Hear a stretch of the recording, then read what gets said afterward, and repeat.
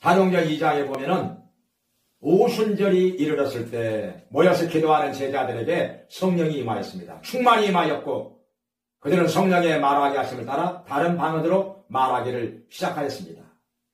예수님께서 부활 성천하신 후에 120명의 제자들은 마가다락방에 모였습니다.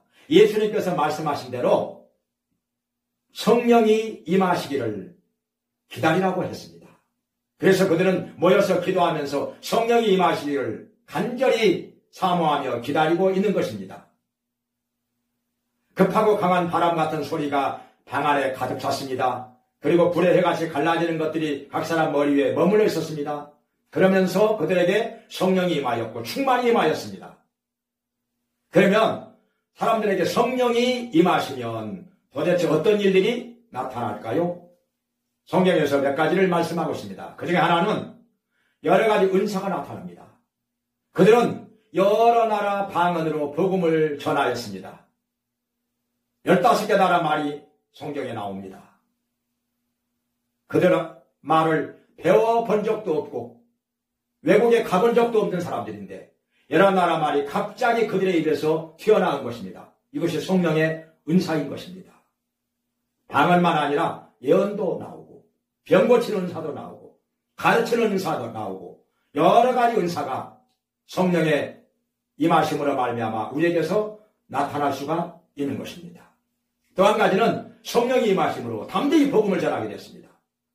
두려워 떨면서 밖으로 나오지 못하던 제자들인데 성령이 임하시고 나니까 성경대로 너희가 성령이 임하시면 권능을 받고 예루살렘과 온 유대와 사마리아와 땅끝까지로 내 증인이 되리라 말씀하신 대로 길거리로 뛰어나와서 모여던 많은 사람들을 향하여 담대하게 능력 있게 복음을 전한 것입니다.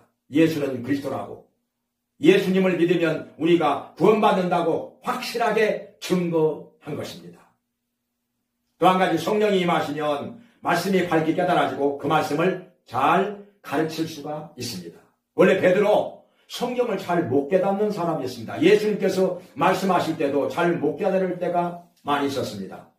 그런데 베드로에게 성령이 임하시고 나니까 시편 16편 9절과 10절의 말씀이 예수님의 부활에 대한 예언인 것을 밝히 깨달았습니다.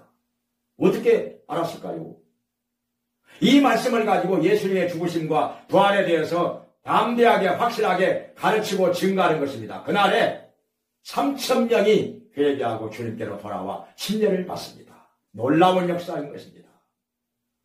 또 한 가지는 성령이 임하시면 성도들이 교제하기를 힘씁니다. 교제가 잘 이루어집니다. 교제가 즐겁습니다. 왜냐하면 같은 성령을 받았기 때문에 같은 영을 받았기 때문에 영적으로 서로 통하는 것입니다. 대화가 되는 것입니다. 오랫동안 사귀어온 친구들처럼.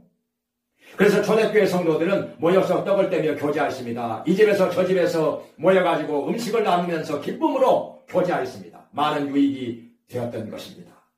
또 한 가지는 성령이 임하심으로 여러 가지 기사와 표적이 많이 나타났습니다. 병들이 떠나고 귀신이 떠나가고 때로는 죽은 자가 살아나기도 했습니다. 이로 인하여 많은 사람들이 예수님께로 돌아왔습니다. 성령의 역사, 이것은 능력인 것입니다. 기적인 것입니다. 그래서 제자들이 성령의 역사로 말미암아 기적이 많이 나타나니까 사람들이 무서워서 감히 상종하지 못했습니다. 존경은 하였지만은 믿고 돌아오기는 했지만은 가까이 상종하는 것이 두려웠다고 했습니다. 또 한 가지는 성령이 임하시고 나면은 성전에 모여서 예배하기를 힘씁니다. 이것을 사모하고 즐거워합니다. 왜냐하면 내가 주님을 사랑하기 때문에 나 같은 죄인을 십자가에 달려 죽으시면서까지 구원해 주시고 천국 가게 하신 주님이시니 어찌 사랑하지 않을 수가 있겠습니까? 사랑하기 때문에 날마다 만나고 싶어집니다. 교제하고 싶어집니다. 예배 시간이 기다려집니다. 그래서 날마다 성전에 모였던 것입니다. 우리는 성령을 받아야 합니다. 성령을 받지 않으면 진정한 그리스도인이라 할 수 없다고 했습니다. 제자들처럼 간절히 열심히 기도하면 하나님께서 우리에게 약속하신 대로 성령을 보내주십니다. 성령이 임하시면 이렇게 여러 가지 역사가 나타납니다. 성령을 받되 충만히 받아서 능력과 열매가 풍성한 삶을 사시기를 주님의 이름으로 축원합니다.